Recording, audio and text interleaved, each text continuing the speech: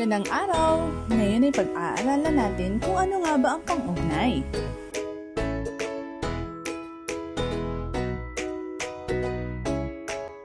Ang pang-ugnay ay isang bahagi ng pananalita na nag-uugnay ng mga salita, sugnay o pangusap.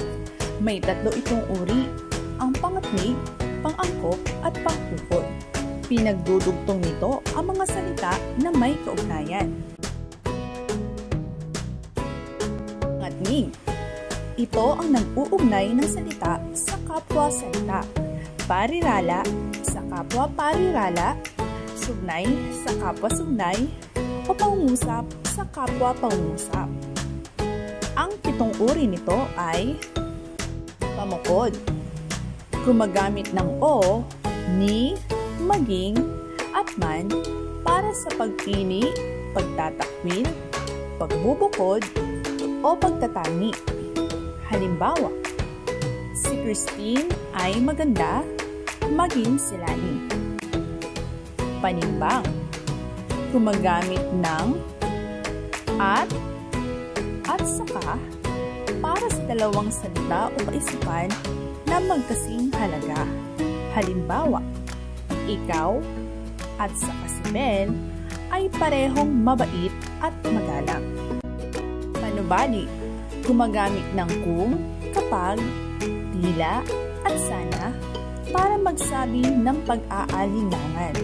Halimbawa, pupunta ako sa gimmick kapag pupunta rin si Kuya Alan. Paninsay. Gumagamit ng ngunit, subalit, at samantala para sa mga magkasalungat. Halimbawa, gusto ko siya, ngunit hindi niya ako gusto.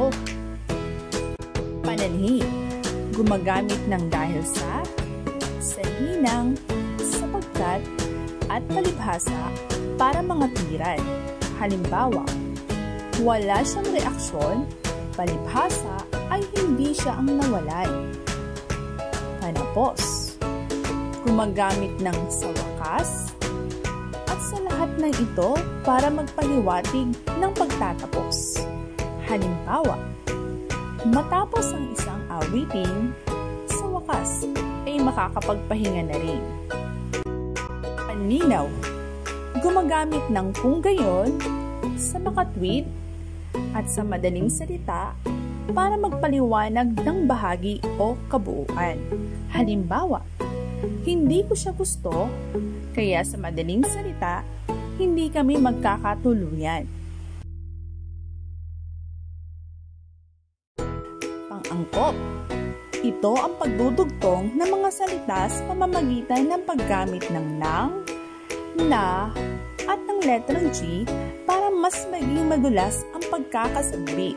Halimbawa, magandang dalaga, angking talento, magandang gabi, tanyag na artista, magaling na pintor.